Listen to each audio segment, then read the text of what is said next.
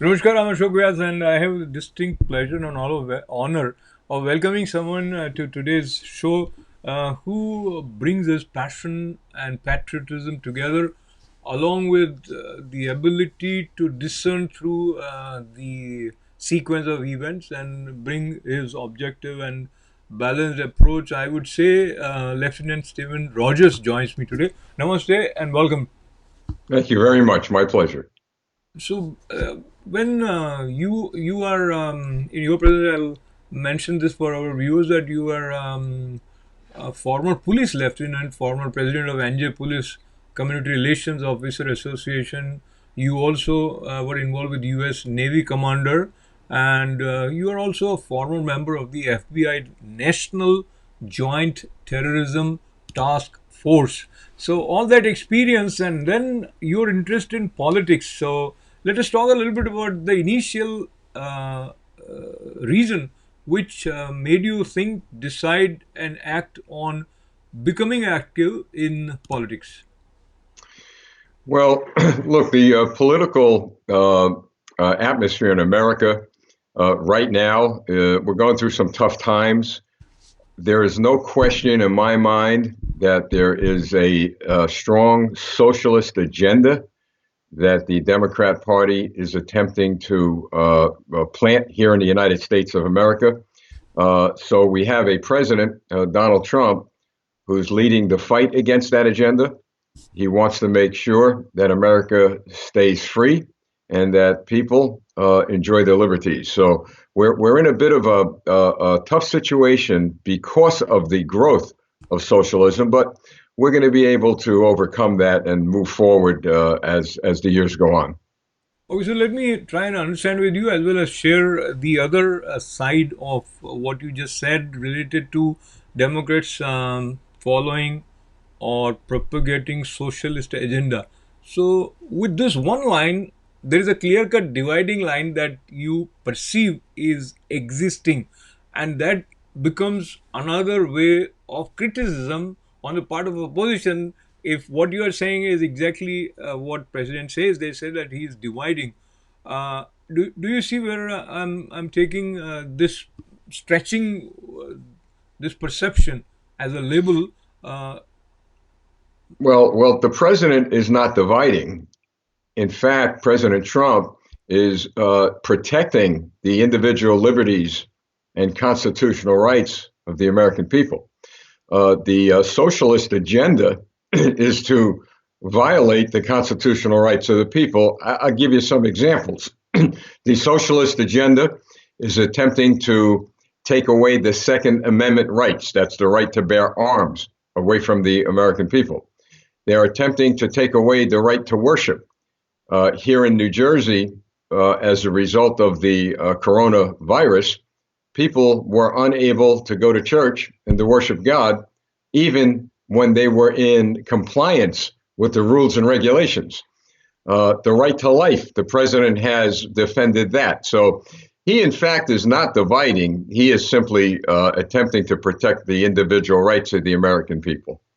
Now, in that context, the current scenario, we jump to the basic premises or principle based conversation to fact based, as you mentioned about New Jersey. And let us talk a little bit about what happened on 25th June, which has created another wave of protests and also resulted into unwarranted, unwanted looting at several places, including the place where I have a studio of ITV Gold that is in New York. Uh, Many people have sort of connected that incidence with the approach of President Trump. And in fact, they have questioned that he didn't come across as a unifier, and his statements created more a sense of unrest, which has resulted into further fueling the protest at more places. How do you look at this scenario? Well, the president, including the overwhelming majority of the American people, believe that these police officers should have been immediately arrested and charged with first-degree murder. The president did express that. In addition, the president also had publicly stated that this was a horrendous killing, and this man, Mr. Floyd, should have never died. So he came out and immediately addressed that. I also understand that the president did talk to the family, the Floyd family, via a telephone call. Now, with regard to the president and the fact that people are saying he is not uniting the country, well, if you look at the president's record, his position regarding minorities across the country is better than any president that we've had in recent time. The unemployment rate is the lowest. Entrepreneurship is the highest. He developed a criminal justice reform by what we call the First Step Act, by giving prisoners, and particularly minorities, the opportunity for early release from prison and to enter into educational programs and job programs once they're released from prison. With regard to the looting, the only people responsible for the looting are the looters. And what's interesting is that the people who are rioting and looting, it has nothing to do with Mr. Floyd, with George Floyd. It has nothing to do with what happened on that terrible day. These are anarchists. They belong to Antifa and other terrorist organizations, and their job is to take down this country, and they will not succeed. So the president has, in fact, responded, and he has worked very well with a lot of organizations and communities to keep the nation calm. But as the head of something we must keep in mind, one of the heads, activists of Black Lives Matter, just yesterday issued a statement that the reason why we are seeing the violence and the reason why we are seeing police brutality, in his words, across the country is a direct result of the failure of Democrat leadership. Those are his words, not ours. So that actually changes the paradigm and brings a different sort of a light in terms of leadership of President Trump. But staying with what you said in the context of the reference of bringing about military to curb the potential of looting, and also his communication with the governors of various states, where he he urged them that they should dominate and that they should not be weak, etc. So I can understand the spirit, but the way it was conveyed and then the way it has reached to people through media makes it feel as if president is not willing to follow the democratic pattern of understanding the other side, and bringing in military was termed as something where he has faltered to the extent that he has become a divider rather than unifier. So, in the light of your experience of having worked as FBI National Joint Terrorism Task Force, as well as being former president of NJ Police Community Relation, do you see that president's communication skills were somewhere that probably, if they were different, it wouldn't be perceived in this fashion? Well, I could share with you what he communicated and what the press did with regard to twisting his words and misinterpreting his words. Let me give you an example. The president, when he suggested that perhaps he should bring the military in, he did not do that for the sake of breaking up the protesters. He has supported the idea of protesting. He said that when the governors and the mayors were unable to protect the people, who, by the way, in the minority communities were crying out for help. Their buildings were burning, their homes were burning, their businesses were burning, people were being killed. The mayors, particularly the mayors and the governors in Democrat-controlled areas, failed miserably to protect their people. The riot in Minneapolis, if you recall, the mayor and governor was unable to protect the people, and in fact ordered the police officers to leave, to surrender, to run. And that resulted in the burning down of a police department. That was the trigger that set off this blaze across America. So, as the president and others witnessed the destruction of many cities, he suggested that if need be, he would have the military come in. Now, here's what the media did not tell you, that 12 times before, under a number of different presidents, the military was activated to quell and to calm disturbances throughout this country. So this is nothing new that a president would invoke. Secondly, the president used the word dominant. I used the word overwhelming. The media took those words and suggested that he wanted the military to come in and use some sort of overwhelming force in order to calm the disturbances, excessive force. Well, the fact is that his word dominant and my word overwhelming meant simply this, that we had to have more numbers than the rioters. It had nothing to do with excessive force. It had a lot to do with outnumbering those who were looting and rioting. And when you have enough military personnel in partnership with the police, you can make quick arrests and divide these groups up more effectively. So his messaging was okay. It's those who took the message, twisted it and turned it and tried to redefine what he meant. So what you are saying tells me that there are certain agenda-driven narratives that come on the public domain in a way which creates a different impression, the impression which would work against President Trump's next potential presidential run politically. So you Well, see where I'm taking it. yes. Well, it's a good point you bring up, but it's nothing new. If you recall, for a few years, what was coming over the news media and social media was the Russian situation, the great Russian hoax. That was on and on and on. Every night we were hearing the news media, social media talk about the president guilty of getting Russia involved in the campaign. And it ended up to be one big hoax. It was a misinformation campaign. Now we have a situation here where, at least in my mind, there's no doubt that there could be foreign entities sending divisive messages over the internet in an effort to divide the American people. So we have to be cognizant of the fact that there is a socialist agenda here in this country. We do have domestic and foreign enemies who are going to take advantage of this terrible situation. So we have to be very, very cognizant of that fact, which goes to the point that the president, once again, comes under fire for doing the best he could under the most trying circumstances.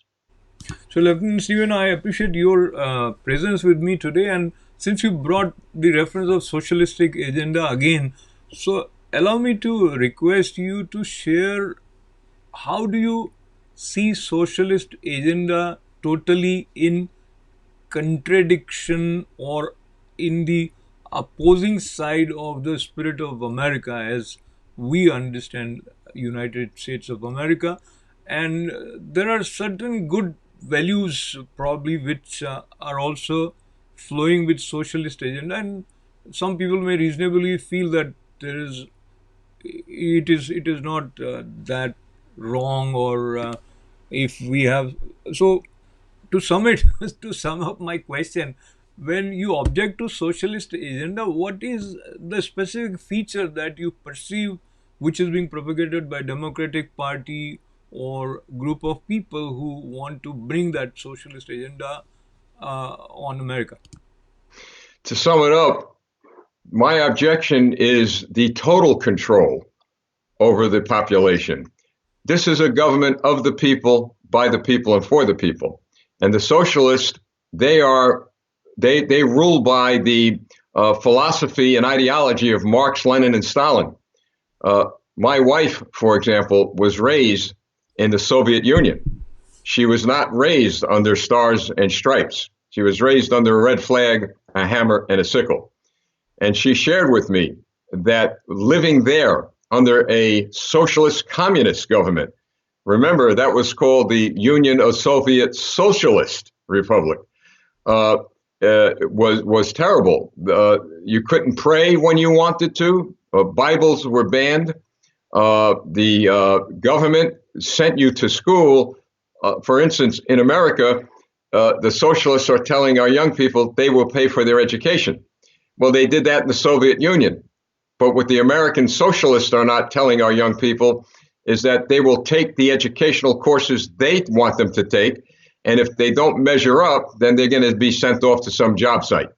That's how socialism works. Government control over the lives of the people.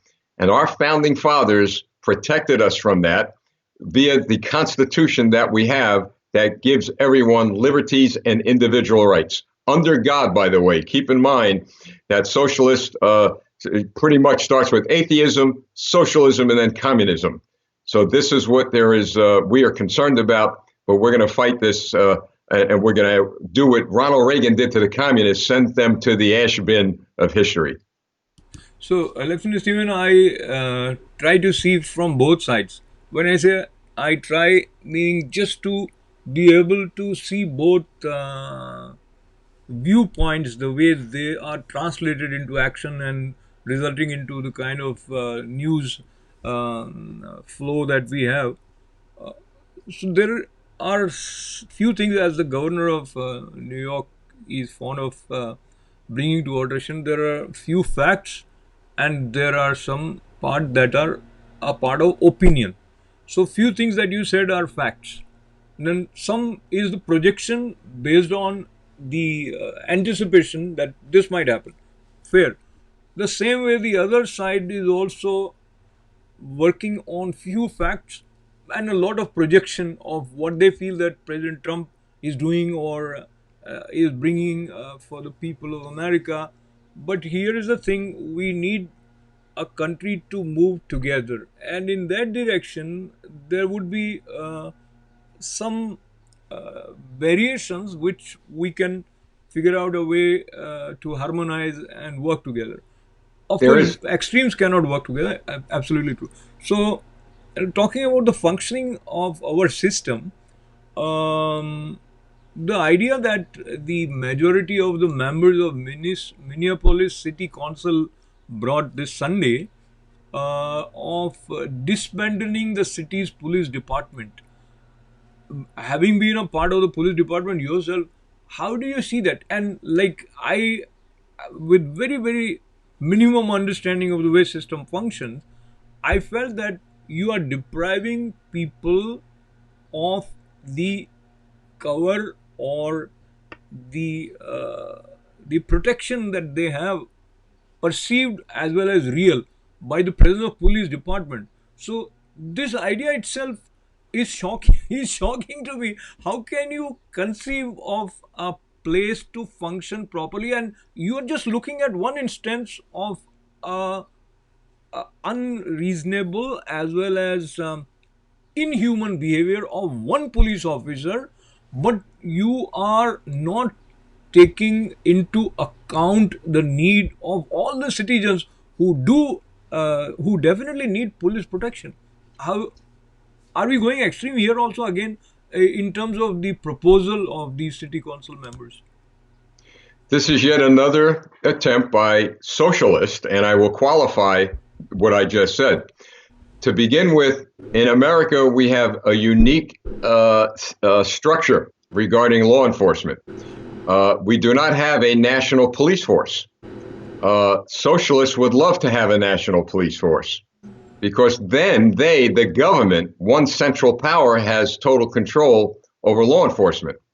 Now, you're absolutely right with regard to the dangers of disbanding police departments. Who's going to suffer the most? The minorities, where there's high crime rates, where people are begging, literally begging for help. So instead of the Democrat socialists beefing up our police departments, they want to disband them. And I have no idea how they expect to enforce the laws and to protect people other than institute a national type police force. And that is something that is unacceptable in this country. We must keep in mind that the very people that they are claiming that they want to protect, which is our minorities who are suffering the most as a result of the Democrat socialist policies, are the ones who will suffer the greatest when these police departments are disbanded. Just this yesterday, as I understand it, uh, thousands upon thousands of police officers across America are retiring and resigning. So they may not have to worry about defunding of police departments because there won't be any police departments left to defund. So that's something that has to be stopped because it is a very dangerous road that we're going down. So there are several dangers that we are facing, and just the little time that we have, I'll try to touch few more things, and I want to bring back the threat of invisible enemy. How President Trump's approach you feel helped the country or it didn't help enough? Plus, on the threshold of opening up, when we have these massive protests, then that need of social distancing is totally thrown out of the window, and this might result into second wave of coronavirus enemy hitting us. So how do you look at this two things happening together? Well, to begin with, the president, when the virus started, stated that let us not create a solution that brings about a far greater problem than the virus itself. And indeed, closing down this country as long as we did created a massive economic problem. Yes, it was good that we wear masks. It was good that we have social distancing. But there comes a time when the solution becomes a greater problem than the original problem that we faced, meaning that the economy took a hit, people are out of work, the unemployment rate is high, and I could go on and on and on about how destructive closing the country down has been. But now we look at Florida and we look at the Carolinas. They have opened up their states, and there has been no spike at all in this virus. So we have to, moving forward, learn to manage this better because if we have a second or third wave, are we going to close the country down again? We can't afford to do that. So it has to be managed better by the governors, and we have to start looking at solutions that will not create the economic disaster that we were falling into. Secondly, with regard to the second part, the rioting and the unrest, the president has proposed solutions, but not too many people have heard about it because the mainstream media is not talking about it. The president is talking about community policing, about, for example, bringing the public and the police together in the neighborhoods. The police should be out of their police cars, walking in the neighborhoods. He's talking about bringing our clergy in, our ministers, our priests, our rabbis, all the leaders of the houses of worship we have in this country to work with the police and the community to better understand each other and to work together.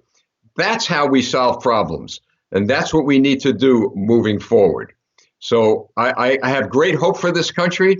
I think the best days are ahead, but we've got some problems that we need to solve. But under his leadership, believe me, we're going to solve these problems and we're going to solve them together.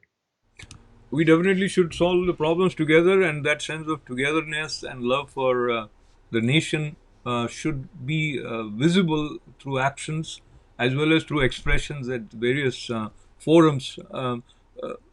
Coming back to the earlier reference of wonderful growth of America, and you talked about lowest unemployment rate and growth of industry, and all those things were true before we were hit by coronavirus.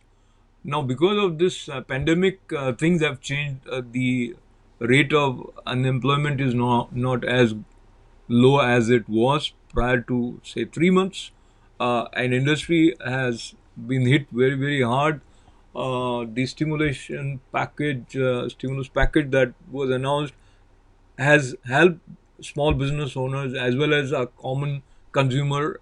So that creates a kind of buffer for us to survive and stay up afloat. But do you see American economy bouncing back quickly or in short term, given the situation that we have on the ground right now? And I'll just add quickly, do you see the handling of coronavirus crisis and then this parallel another Black Lives Matter movement resurfacing in the way that it has? Will it affect the second term elections for President Trump's presidential claim? Well, on the first matter regarding the economy, there's no doubt in my mind that the economy is going to bounce back stronger than ever. And I look at history. During World War II, even during the Vietnam War, the economy was getting drained because we were a wartime country. And I remember people saying that businesses are going to close up. I remember even in the 70s when Jimmy Carter was president, gas prices were out of hand. People were online to buy food, clothing, and the economists said we'll never bounce back. Well, we came roaring back when Ronald Reagan became president of the United States.